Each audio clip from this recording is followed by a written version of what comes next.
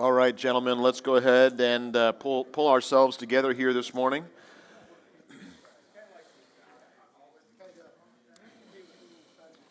It's good to see you, man. I'm glad we're all here together. Marv just handed me a flyer for the Creation Weekend that's coming up here at the end of, I guess, is it November 1st? It is. It's November 1st, at the end of this month.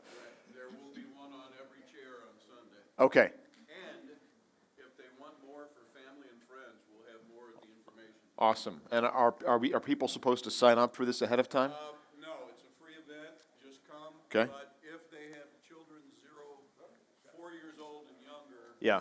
they will need to register their kids so we know how many babysitters. But that's all. Otherwise, just come. Okay, very good. Well, that's coming up here in 3 weekends and should be a great time. So we'd encourage you guys to pay attention to that. I also want to let you know here this morning before we get going, just another prayer request that I would have for all of you, as you can be keeping me in your prayers, and actually Andy Van Slyke as well. He and I are heading over to Madagascar on Monday here. So in 2 or 3 days, we're gonna head over that way. You all know Fally, love Fally, I do too.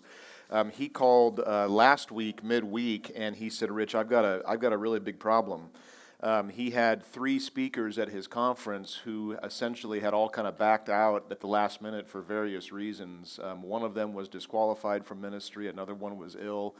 And so just, that was just the sovereignty of God in some of those things. But he said, I don't know how this conference is going to go. Would you send me some recordings on YouTube for the conference? And I said, well, Fally, I'm nobody. Your conference isn't going to be successful by watching videos on YouTube of Rich Gregory, And he said, well, would you consider coming over? And I said, well, yeah, I could do that. And that would be helpful to you.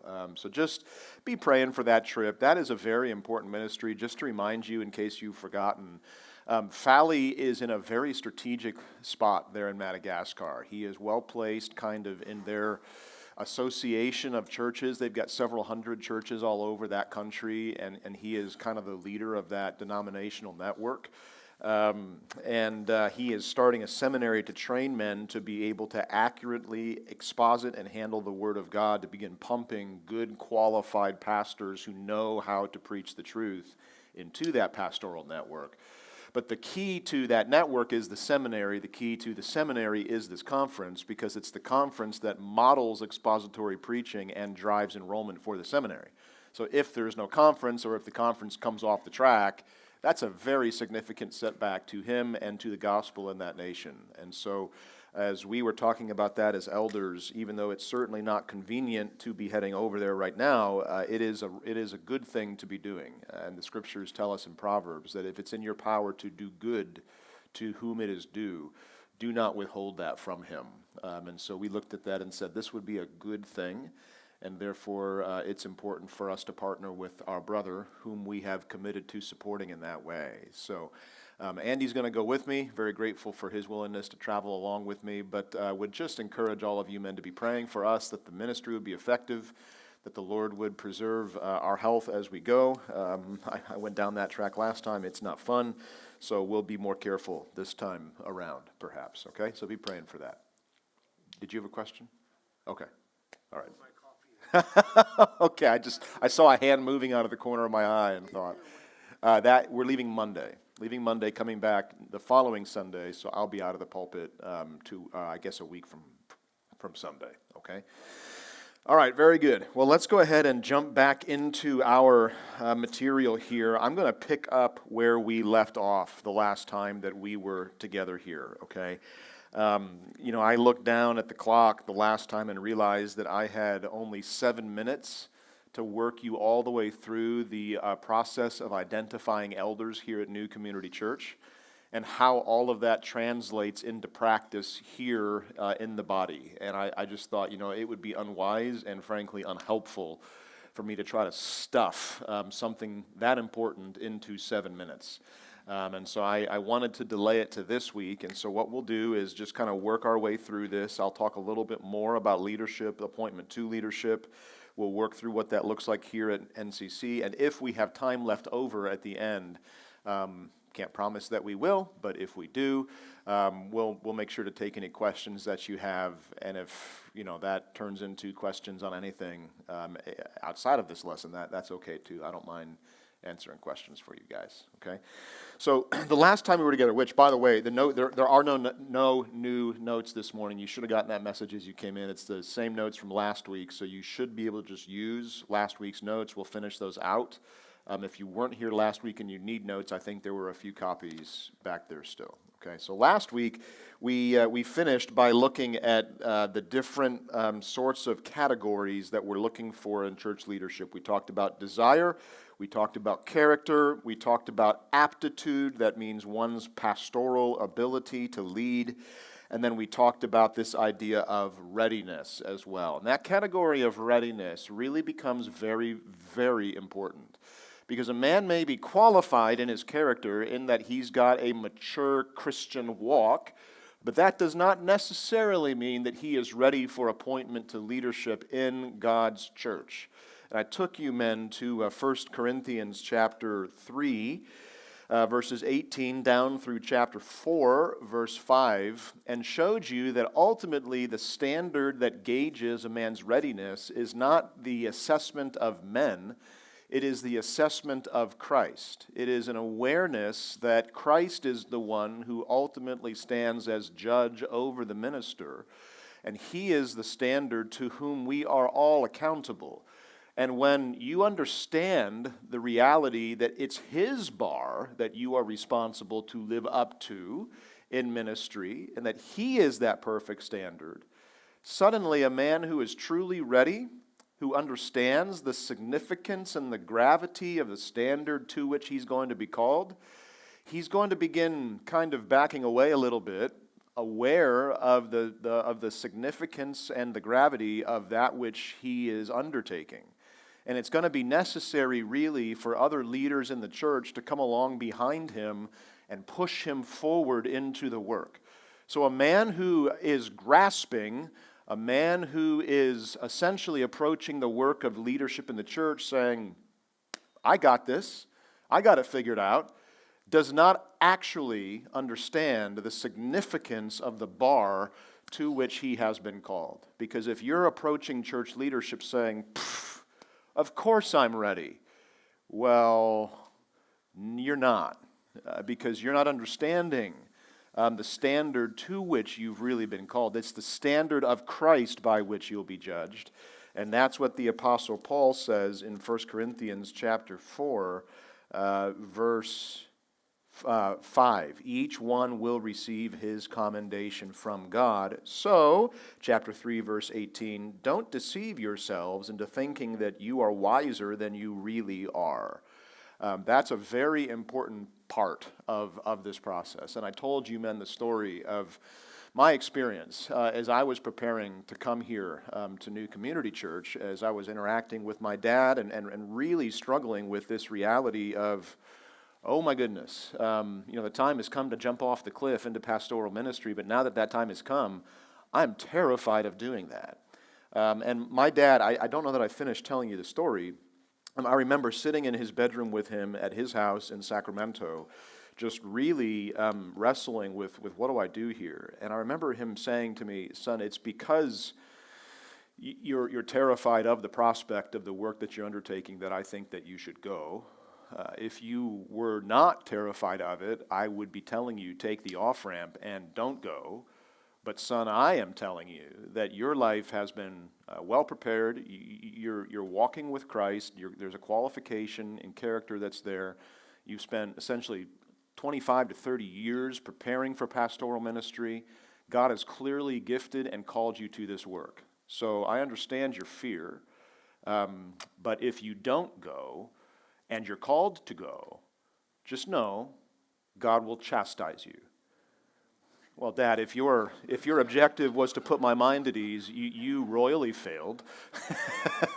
But I think that helps you kind of see this idea that when a man is ready, there is going to be a natural fear and hesitation there because he understands to whom he ultimately is accountable. That's God himself.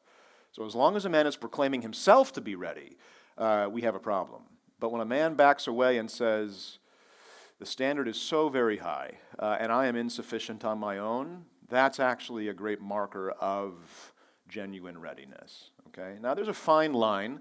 You say, well, now wait a minute. How does that interface with this idea of aspiration? Right? I mean, the very first thing you said was you have to have a desire for it, and now you're telling me that you need to not have a desire for it. Like, how do those things work together? Right? It's a fair question. The process begins with you having an innate desire in your heart. He who desires the office of overseer, 1 Timothy 3:1 says, desires a good thing. And so there's kind of this internal drive and desire to say, I have a desire to impact the body of Christ. But when push comes to shove, there also is a natural fearfulness that goes with that when you're truly understanding what exactly that will mean. And it's not until the rest of the body of leadership in the church affirms you in that desire and gives you that nudge, like my dad did for me and like the elders of the church have here for me, that no, you are ready and the Lord has called you to this. And we see that clearly, that then you're able to proceed. There's that checking influence by other godly men in your life that is very, very important. Okay, and so that's really where we left off the last time. I didn't get to fully flesh that out because we were running out of time, but I wanted to make sure that some of that was seen. It's very important here to understand, guys, because a lot of different churches, ministries, pastors essentially ascribe to a model of ministry and leadership in the church that could be described as a model of self-appointment to leadership. Okay? Leaders are not self-appointed. You don't get to identify yourself as a leader in the church and then make yourself a leader in the church and say, let's go. There are many people who will say, I'm called by God to be a church planter, so I'm going to go plant a church. And so they do. And they do that on their own, without any kind of oversight from a governing body of elders or the plurality of and the benefit of the wisdom of a plurality of elders, or an ordination or appointment into the work of Christ. It's just, I feel called to go plant a church, and so I am going to go do that. That's problematic because you cannot appoint yourself into church leadership. That is a function of the leadership of God's church. Churches plant churches, and churches identify the leadership of those churches. But if you're in a place where you're appointing yourself as the leader of a church, and the rest of the body is not involved in that appointment through the leadership of that body, well, that's outside of God's design for how leadership in the life of the church is intended to function. Okay? Leaders don't appoint themselves. They are identified by the plurality of other godly leaders in the life of the church. And so I think that's really important to take notice of. You say, well, where do you get that from? There's a number of places, but a couple that I would just point your attention to is 1 Timothy chapter 3. It talks about, whoops, I'm going the wrong direction. 1 Timothy chapter 3 talks about the importance of new leaders being first tested in ministry. Down in verse 10, this is in the context of deacons, but these are really principles that apply to all of church leadership. It says, let them also be tested first, where there's a process whereby a man is thoroughly qualified in his life and is tested not only in his doctrine, but also in his character and in his pastoral aptitude, right? So you can't test yourself and approve yourself. You are to be a workman that is approved by God, Paul will go on to instruct Timothy, and the way that approval by God to undertake the work is known is as God's church brings to bear the wisdom of the Scripture and tests you and pours your life through the grid of the text to ensure that you're walking in a way that's worthy of Him. Okay, so you can't do that for yourself.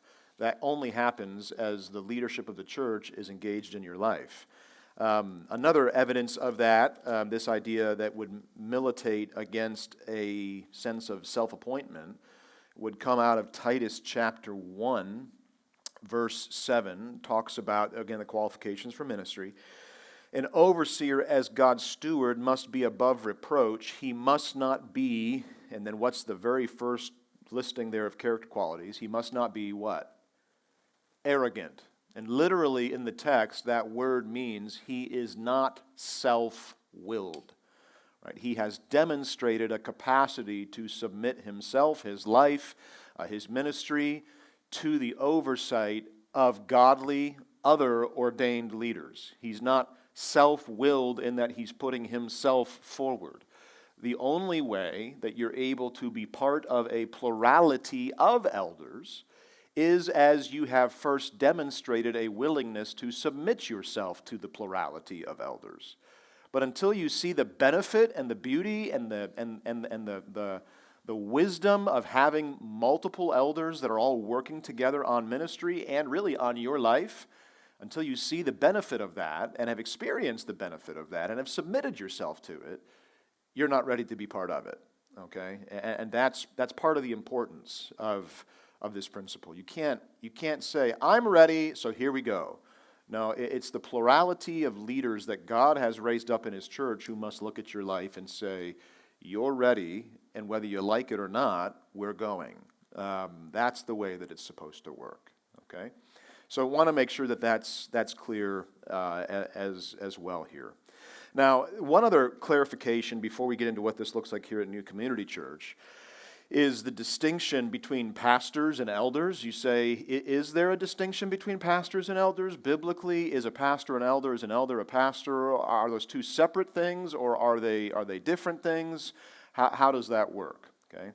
In the text of Scripture, there is no distinction between a pastor and an elder. Both of them, occasionally there's a reference to pastor, occasionally there's a reference to elder, but both of them are expected to be shepherds.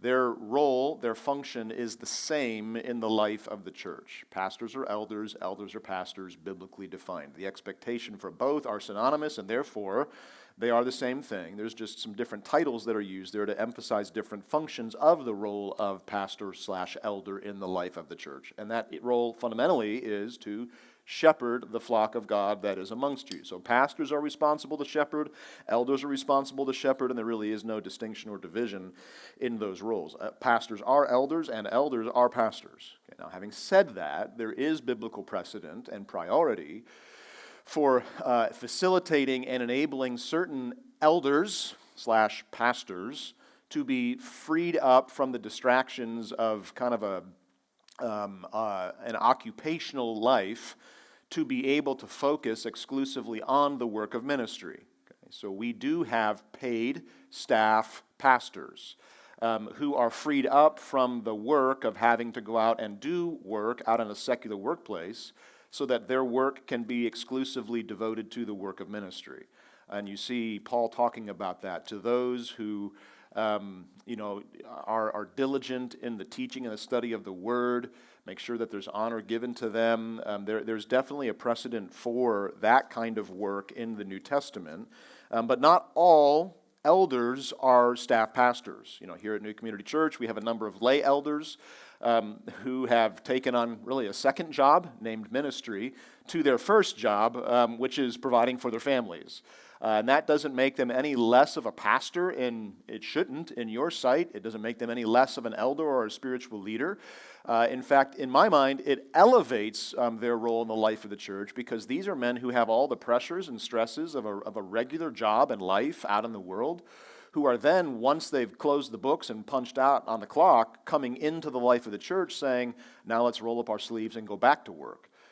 Which really is something that all of us should be grateful for, that we have godly men who are willing to give of themselves in their limited spare time to meet the needs of the church. Okay, so that's the distinction between elders and pastors. So ultimately, if a man is a pastor on the staff of the church, that means that he must be qualified to be an elder. And once he has proven himself ready for the work of eldership, and there is the commensurate maturity for that office, then he will be appointed to the office of an elder. Okay, so if a man is a pastor but his life is not qualified to be an elder, he can't stay as a pastor here. Okay, that's very important to understand because if he's not qualified as an elder, he can't be a pastor. But at the same time, a man can be a pastor for a period of time while he is in the process of developing into that of an elder, demonstrating his readiness, his fitness, his aptitude. We're willing to bring men onto our pastoral staff to function in a way that is pastoral, with the ultimate aim of seeing them become elders, but we're not going to rush them into eldership just because they're on the pastoral staff. No, they still need to go through the same process. Being on pastoral staff means we believe your life is qualified, but that doesn't necessarily mean that we believe you're fully ready to assume the office of an elder. Once you've demonstrated that kind of maturity, fitness, readiness, aptitude, then we will advance you through the process, but that may take time. And in the meantime, you can still function pastorally because you've been delegated authority from the elders to fulfill a shepherding role and obligation in the life of the church. Okay? So the fact that we have pastors who are not yet elders does nothing to threaten or damage this understanding that in the Scriptures, pastors and elders are seen as being synonymous in the same thing. Okay? Does that make sense? Yes? No? Yes? It's early. Okay, very good.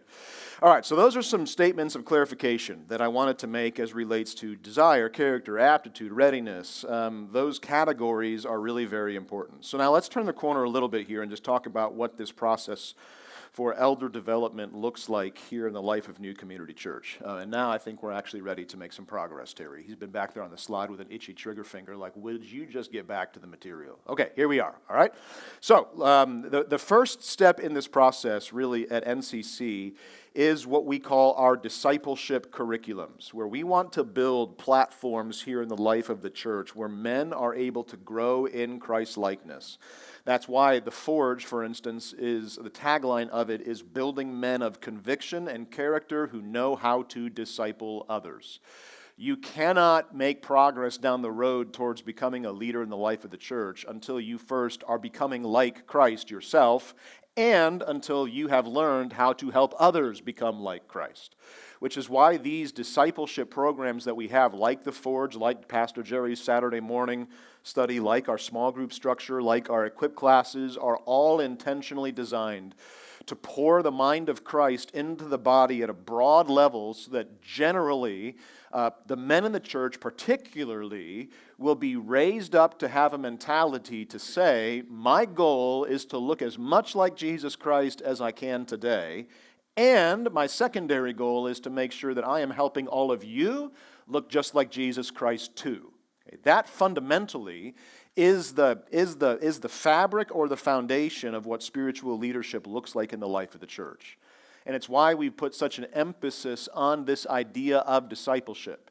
You cannot be a leading disciple until you first have become a good disciple. And a good disciple seeks to make other disciples. And so the first step really in our thought process as the elders, as we think through how do we begin developing future leaders in the life of the church, begins in a room just like this one, where we're seeking to instill in you men a thorough, fundamental, foundational understanding of what it is to be a disciple and what it looks like to make disciples. Because that's where leadership is born, and that's what we're doing here. So at the broadest level, you can think about this almost like a pyramid. The process of elder development begins in all of the discipleship level opportunities that we've woven through the life of the church, this being one of them. Are you a good disciple, and are you making other disciples? That's where it starts. From there, we kind of go up a level, and we talk about teacher training. Okay? The one qualification of an elder that really is distinct from just general Christian maturity, that is distinct from a deacon, for instance. The one qualification of an elder is that he be able to teach or apt to teach, depending on your translation. Okay, an elder is someone who knows how to take the Word of God and effectively explain it to others and see it applied to their life. It's not just that he knows the truth, that is an important part of it.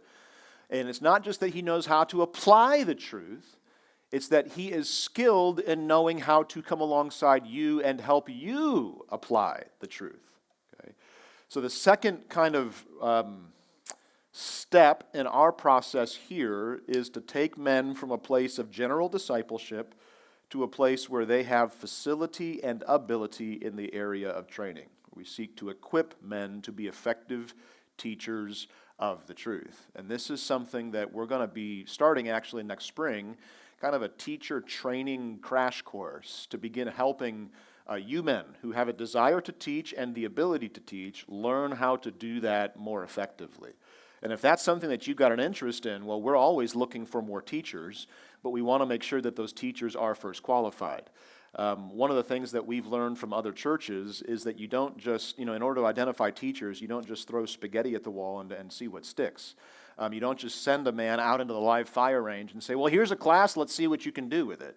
No, you got to give him some education and some instruction and some training in how to be effective in the doing of it, and thereby, through an educational process, get an understanding of can he actually do this or not before you ever subject the poor people of the church to that teaching. Okay? So that's really something we're working on. We'll be developing it here in the spring, and if that's something that you've got interest in being a part of, send me an email or let me know. That's not so much kind of just, hey, everybody who wants to come. That's something that I want to be able to have direct conversation with those of you who are interested in to make sure that the right people are in the opportunity like that. Yeah, Tony.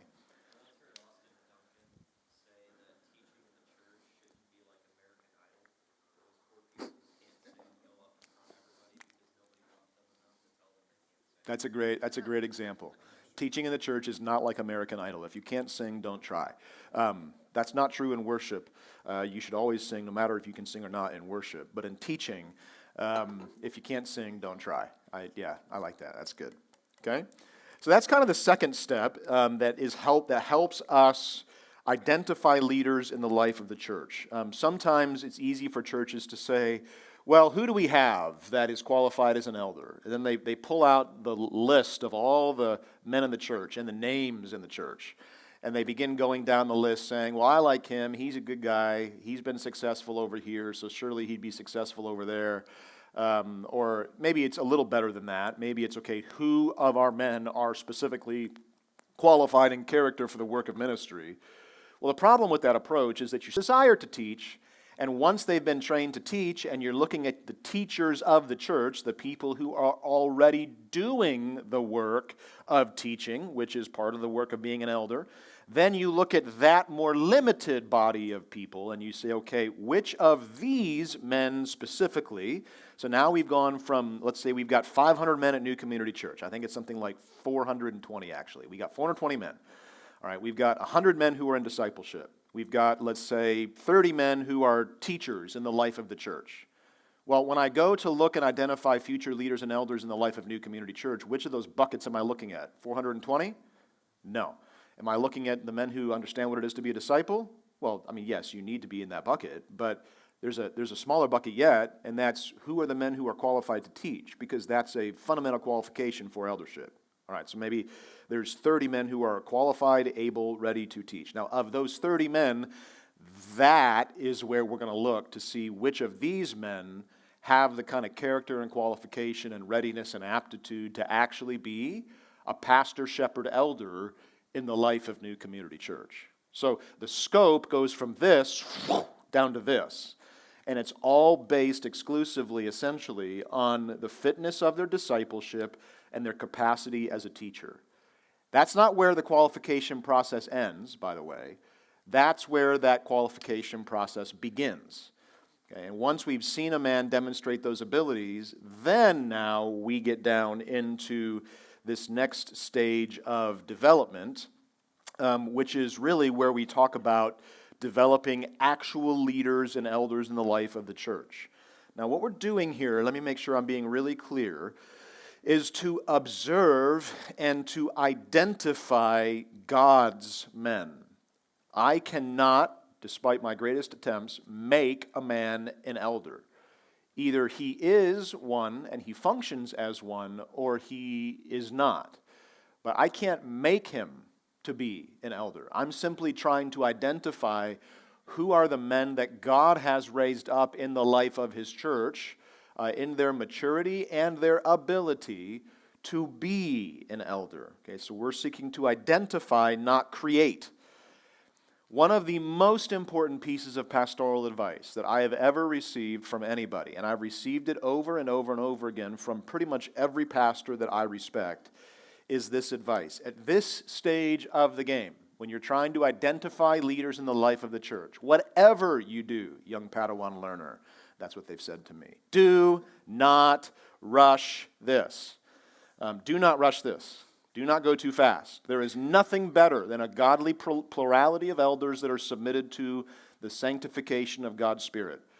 And there is nothing worse than a plurality of elders that are not submitted to the sanctification of God's Spirit.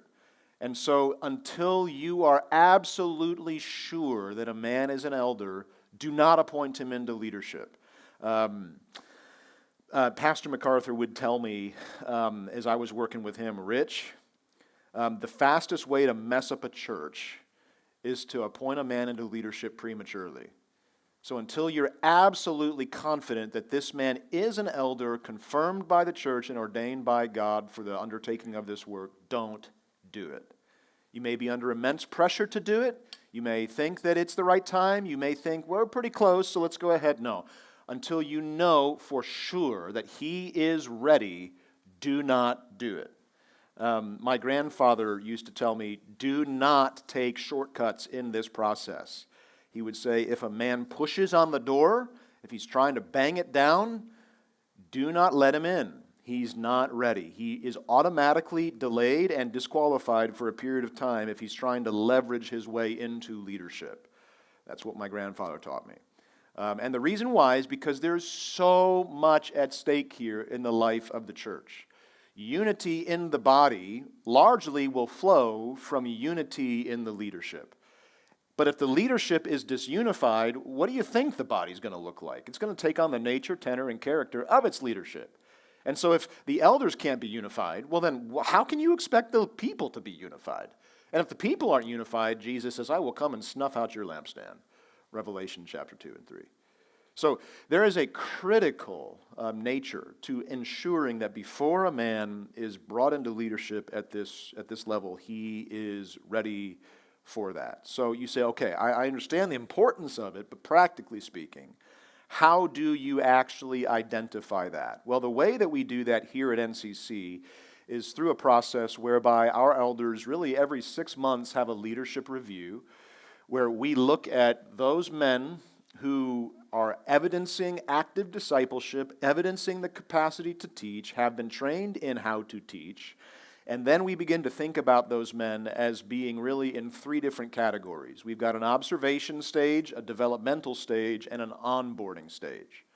Right? In that observation stage, these are men that we're looking at saying they're probably 3 to 5 years out from actually being ready to engage in the leadership of the church. This means that these are men who are able to teach. Their character, from what we can see, is qualified, and they are actively developing in their pastoral competencies. Okay? And we want to see all those things progressing, to see active evidence of sanctification made clear over a span of time before we begin to proceed with them.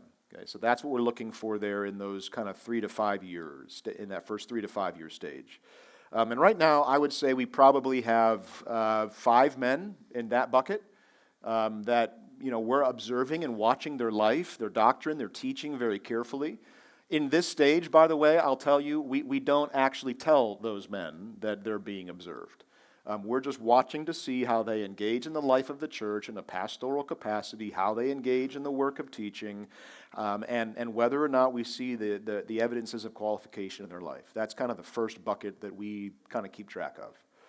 Second bucket would be kind of 1 to 3 years, and this is more of an active developmental stage.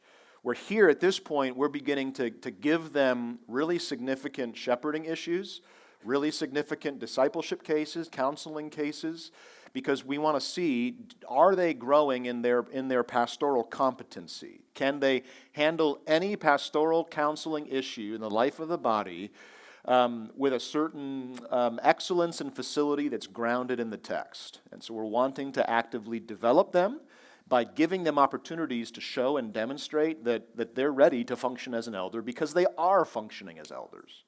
I would say right now we've got 2 men here in the church that are in that stage. They may or may not be told at this point that they're under observation. At some point during this kind of period, within this 1 to 3 year range, they will be told. But this is really the point at which we begin to actively invest in relationship with them, get to know them, and give them opportunity to prove their ability as an elder. Okay, that's kind of how that one works.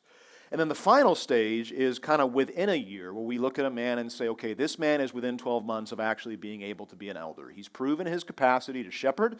He's proven his ability to teach. He's proven the qualification of his character. And so now we're going to get really serious about actually onboarding him over the next year as an elder, so that when he steps onto that elder board, he is ready to function well, and it's a smooth transition because essentially he's already been functioning as an elder in the life of the church. Okay, and at this stage now, in this last phase, a man is going to be actively moving through what we call the elder process. And right now we have 1 man working his way through this process at this stage. So that kind of gives you an idea of where we're at here at New Community Church. I know a lot of you kind of look at this and you think to yourselves, I see the fact that there's a few of you as elders. We need more of them. How do we get more of them? And I would just encourage you to say, we are very much aware of the fact that we need more elders, but we're also very much committed to not rushing this so that we don't mess up the church. And so we're going to take our time, and if that means we feel the burn in the meantime while we need more elders but don't have them, that's okay. The Lord will provide, and He is.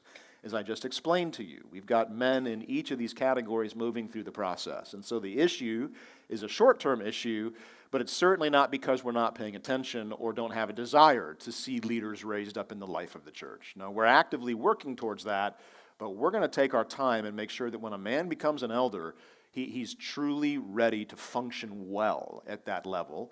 And we're confident in his success in that undertaking and endeavor. Okay, so what does that elder process look like? All right, well, that's what the backside of this page is. This is really the process that begins when we say this man is within a year of being ready. Okay, and here is the process that a man would work his way through in that year. And right now, the man that I told you is in that process is in step number 7, I believe. So there are 10 different stages to this process. The first stage, and I don't need to read this whole document because I know you guys know how to read, so you can do that for yourself. I'll just walk you through at a high level. It really is aspiration. Does he have a desire? Let's begin by really engaging this man intensively on the nature of his desire. What are his motives? Why is he desiring it? Does he understand the stakes of what is at stake here? And the elders will approach that man. Sometimes that man may approach the elders and just say, I've really got a burning desire to help lead and shepherd. I've been doing it. You've seen me doing it. And the Lord has really laid it on my heart to do more of this. And so it begins with examining his desire. There's an initial review there where the elders, at this point, the elders have already heard this man's teaching because he's gone through the teacher training process already. But we take, as part of the formal process, a formal step is to actually distribute one of his teachings and actually listen to it and review it and make sure, we're confident that this man can be effective in his teaching. And so that's what that initial review is.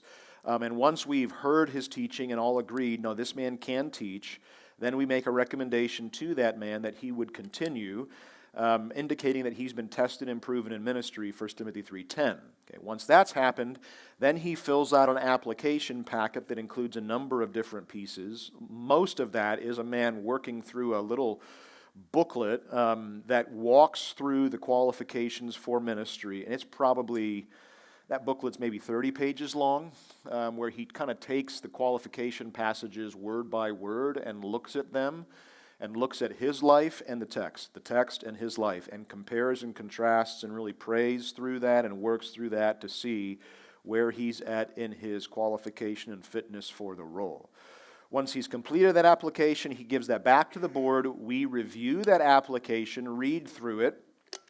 We call outside references at that point, which may look like other references in the church. It may look like references in other previous churches, and it will also look like references out in this man's workplace.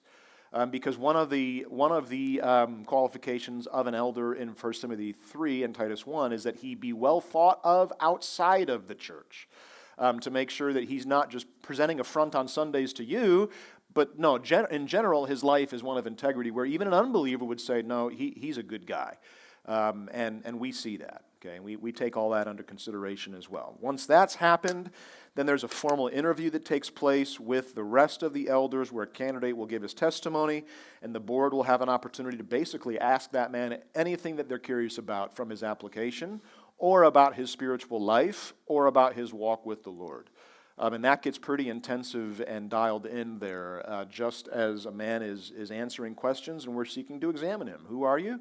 And are you ready? Okay, so we're doing everything that we can from a human perspective to make sure that a man's life lines up with the text. By the way, we don't take a man through this process until we're like 99% sure that he's going to be able to finish the process. So before a man ever gets into this final year's process, there's already been ample opportunity for us to witness his testimony, his sanctification, his walk, his life.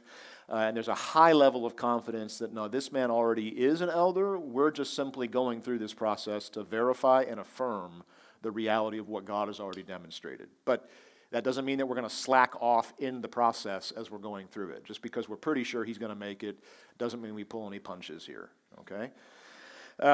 Once that interview has happened, then the man goes through a period of preparation that could take as much time as he would need to prepare, because there is a very thorough theological examination that he must fill out. That's step 8. That covers everything that we've been talking about here in the Forge over the last 3 years, from hermeneutics to eschatology to everything in between. We want to make sure that a man who becomes an elder knows his Bible, knows what he believes, is capable of defending it, and is able to give an answer for the hope that lies within him, as the scriptures say. So that is what happens there in the examination phase. That is really an open book exam. My goal is not to trip a man up at this point and make sure that he knows absolutely everything. My goal is to make sure that he fundamentally knows where to find the right answers and can make those answers be inherently biblical. Because when a man gets asked a question on the life of the church, there are questions that people will ask me where I'm like, oh man, I don't actually know the answer to that off the top of my head. I'm going to have to think about it. So it's not so important to me that a man know every answer off the top of his head, as much as it is important that a man be able to get the right answer after thinking about it, and know where to point people back to in the text. Okay, so that's the purpose of that exam, is to see, does this man know his Bible, and can he adequately answer questions that will come at a theological level from the life of the body. Once he's been thoroughly examined at a theological level, at a spiritual level, at a lifestyle level, only then is he recommended to the church. Okay, and that's when we would now make that man's name public and say, so-and-so has gone through the elder process. We believe that he's qualified. And if any of you now have any prospective concerns based on what you know of this man about him becoming an elder, this is your opportunity to come tell us. We give the church a month to be able to come and give us any concerns that they have. And only after we've either worked through those concerns or received no concerns would we move ahead with confirmation, where we lay hands on a man, pray over him in the assembly, and officially install him as an elder. Okay, so that is what that process looks like from start to finish in the actual elder process, but hopefully that gives you a better understanding of what leads up to a man being put in that elder process. You say, why in the world did we just spend 45 minutes, or, well, today, an hour last time, 2 hours, 2 sessions talking about this? Well, guys, it's my hope that all of you, okay, would be actively pursuing Christian maturity, which is what's portrayed for us in 1 Timothy 3 and in Titus 1. And so I think it's very important to hold out the expectation of what leaders in the church should be, because it's the job of a leader to say to everybody else in the church, you follow me as I'm following Christ. And so my hope, my desire is that there may be many of you who are saying, well, I don't aspire to eldership in the church, and that's just fine. But you can't not aspire to maturity in the life of the church. That's fundamental Christianity 101. And so it's important to see God's standard for leadership because that's God's standard for all of you. Now, whether or not you function or desire to be a leader, that's beside the point. But it's important that you see the standard because that is the goal for you as much as it is for me. And that's why we're emphasizing that, or at least it's the first reason. The second reason why is because I realize that there may be some of you who do aspire to leadership in the life of this church. And you do have a desire, even though you may be a little fearful, to say, I do desire to take on more and to be active in the service of Christ and the leadership of his body. Well, I don't want you to be confused. I don't want this to be some kind of mystery where you're wondering, like, how does it happen? I have no idea. It's just kind of like the door opens and people walk through and then the door shuts and nobody gets through. I don't know how it happens. No, I don't want this to be some kind of mystery or kind of secret behind the scenes where you don't know. I want you to have a clear understanding of this is the pathway so that you can pursue that as the Lord lays that on your heart. But I also want everybody to understand because you may be sitting here this morning saying, well, I don't aspire to this in any way, but I am kind of curious because the life of the church largely depends upon the nature of its leadership. So how are leaders appointed or made in the life of the church? I think it's important for you to know and have confidence in the fact that we are doing everything that we can to design a system and a program by which we are able to, insofar as it depends upon us at a human level, walk in dependency on the Lord to raise up leaders, but there is a thorough process of qualification that a man goes through as he walks down that road. We're not just randomly or haphazardly slapping labels onto men and saying, well, we need help, so come on. No, there's a multi-year process of development, proving, and qualification that men need to go through. And I think it's very healthy for even those of you who don't aspire to that work to understand what that looks like so that you can have confidence when we bring a man before you as a prospective leader, deacon, elder. He has gone through a thorough process of examination and testing. Okay, so that's why we're spending so much time on this, because it's so critically important to the life of the church. Okay? Questions? Yeah, Christian. You said earlier that we need more elders. So why do you say that? And secondly, is there a magic number that the leadership has determined is the right number of elders for NCC? Yeah, so that's a great question. There is not a magic number in that there is not a biblical statement on that. I would say, for me, we go back to this idea of what an elder is. He's intended to be a shepherd, and a church is meant to care for and shepherd every member of the flock. And so the number of elders that you need is largely going to be answered on, well, how many do you need in order to adequately shepherd the needs of the body? Now, in church ministry, there's kind of a general rule of thumb that if you have fewer than one elder for every 100 attendees, you probably need more elders. Because for one man to adequately be able to know, be involved in, and shepherd 100 people, that's a pretty high task. But if you're being called on as an elder to really know and shepherd 150, 200 people, well, that at some point just becomes practically impossible to do. So 1 to 100 is kind of the, I guess you could say, industry standard in ministry circles. But I would say in certain seasons of the life of the church, right now, we actually have a greater ratio than that. We're not at 1 to 100 because we don't have the elders that we need, and that's one of the metrics that we know. Like, guys, we really need to be developing more and paying attention, being very intentional with this, because we need more shepherds, because the Lord has grown our church. But just because we need more doesn't mean we're going to shortcut things and just start appointing men and saying, well, he's halfway through, let's just make it happen. No. We're all going to feel the burn together of having to work, go into overdrive, but we're not going to rush it. Okay, but there may be seasons in the life of the church too where you look at it and you say, we've got more elders than 1 to 100. Maybe we've got 500 members and we've got 10 elders. Well, praise God. People are getting an even better level of care. So there's not a set figure. It's not based on any kind of ratio. There is a general ratio that says if you don't have this, you need to think about it, and we're aware of that. But really, it's how are we going to effectively address and meet the needs of our body? And how many men do we need to do that? And that's kind of how we think about it. But at the end of the day, the Lord is the one who raises them up. And so I can't set a target and say, by 2027, we're going to have 11 elders because that's the ratio. Well, that's not how it works. You have to be sensitive and walk in dependency on the Spirit of God, on the work that He's doing in the lives of the men of the church. Okay, good question. Yeah. Do you assign members to an elder? In other words, the elder has certain, okay. We don't. Yeah, some churches do. We don't. There's been a little bit of history at New Community Church where that had been done in the past, and it worked effectively for a while, up until it didn't, and then there were some significant problems that were caused by that.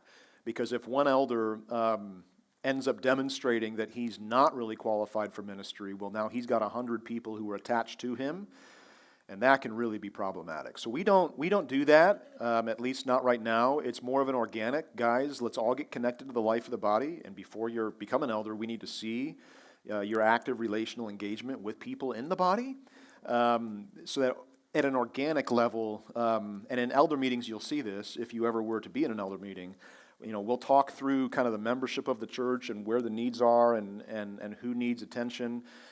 Or will be an issue come up and it'll be, okay, who knows this person? And invariably, some people may not know them really at all, but other people say, well, I know them. Okay, well then you go and talk to them, right? There's always some kind of relational connection because all of our elders are engaging relationally, okay? But when we get to a point where there's an issue that comes up and we're all saying, okay, who knows this person?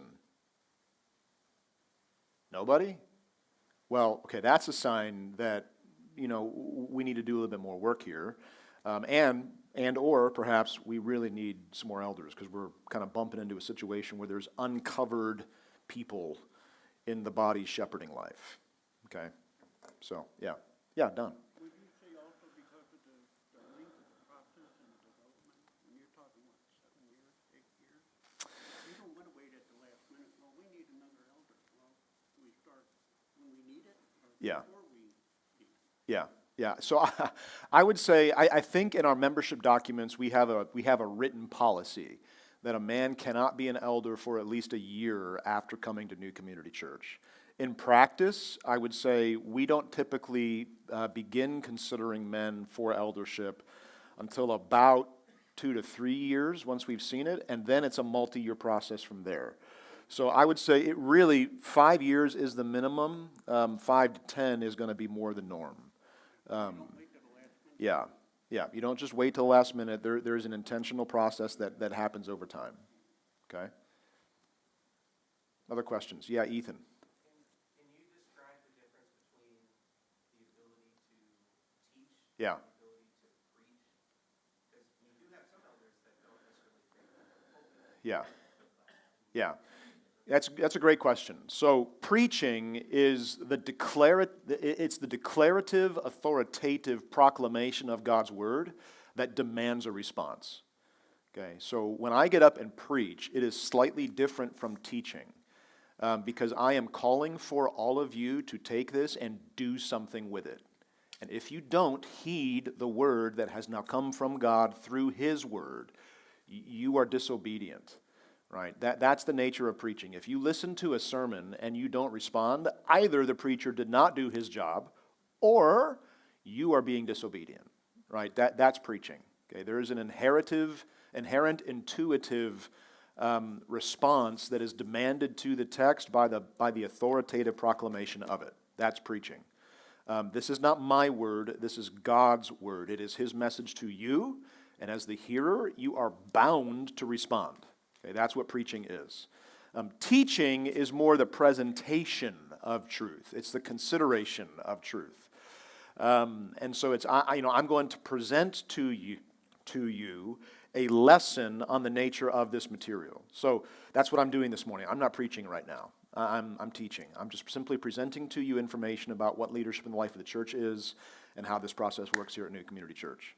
You don't have to walk out of here and say, I'm going to aspire to ministry. Now, the teaching may result in that, but I'm not calling for a response. I'm not demanding, God is not demanding that you walk forth from here and do something with this. Okay, that's the difference between preaching and teaching. Does that make sense? Okay. Yeah, Andy. Yeah. Yep. Yep. Yeah. Yeah, so I would say every church has a different standard of what qualifies a man to be a spiritual leader and elder when it comes to that obligation to be able to teach. Here, we have drawn the line at you need to at least be able to teach in a middle/high school context or older, okay, in an equipped class context. So a man could be an elder and not be really capable of stepping into the pulpit to be able to preach. Because he can still teach in an equipped class and be effective. If a man is capable of teaching in a first grade classroom, but he's not really capable of teaching adults, well, he's not going to be qualified to be an elder here in the life of the church. And that's really the standard that we've kind of chosen and selected, is that you need to be able to teach in a middle school classroom. Now, what are we looking for in that teaching to be able to mark it and say, now that's effective teaching? Number one, can you be clear? Do people walk away scratching their heads like, what in the world was he talking about? Or do they understand? Well, I understand what he was saying, and I understand it better now because he said it. Can you be clear? Number two, can you be compelling?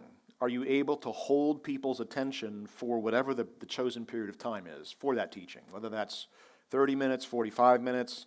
I mean, it's hard for me to hold people's attention beyond even 50 minutes. That's just challenging. But can you be compelling in that people are wanting to stay with you, or after 5 minutes, are they like, oh, please let me go home and eat lunch? All right, so clear and compelling are kind of the two kind of criteria that we're looking for in a man being able to teach. Which, the third one then would be accuracy. Does he know the truth well enough to be able to state it accurately? Or is he in a context where people are not only confused, but they're saying, I don't think that's actually right. So those are kind of the three big picture criteria for what makes teaching effective, and he needs to be able to do those three things in a context that is middle school and above. Does that answer the question? Okay. Yeah, Chris. So when you were talking earlier about self-appointed leaders, how would you draw a line of distinction between, and I get in a church planting context, Yeah. or being a leader of a small group among colleagues, or Yeah. you've seen an interest among some of your colleagues at work. Yeah. They're interested in doing a Bible study Wednesday morning. Right. Yeah, so I would say when I say a man cannot be a self-appointed leader, I'm talking about in the life of the church specifically. Okay, not in a workplace environment. If you've got colleagues who want to read the Bible over lunch, go for it. Please do that. That'd be awesome. Just step up and lead. But when it comes to the actual appointment to the office of leader in the life of the church, you don't get to appoint yourself. Okay? Yeah, Christian. Given the similarity between the requirements of a deacon and an elder, would it either officially or unofficially be a prerequisite for someone at NCC to be a deacon before their? No. Deacons, the nature of their role is fundamentally different in Scripture than the role of an elder. So deacons are not like miniature, premature elders. They have a God-ordained function that is appointed by Him to do a specific task, and they're not less than elders. Okay, both of those functions are essential in the life of the church. They're just different. And this is not a prerequisite for that. Now, sometimes a man becomes a deacon, and you see the qualification of his life, and he's serving faithfully, and you say, man, you're clearly qualified to be a deacon. And then he demonstrates the ability to teach as he's a deacon. And you say, we need to move you over here into this work of shepherding, because there's a lot of people who could do that work of facilitating ministry, but there's not a lot that can do this, the work of shepherding, so we're going to move you. But that's not a necessary step or prerequisite to eldership, okay? Because the nature of the roles is very distinct and different. Both very essential, but very different, okay? Guys, it's 7:30. If you need to go. Tony, I'll take one more question from you, and then we'll wrap it up. Well, this might be our next session, but talk about the elder process, the deacon process. Yeah, let me walk you through that, okay, the next time that we're together, okay? I will not be here next Friday. Jerry will be. But then I will be back the following week, and I'll address that then. I think that's our last week.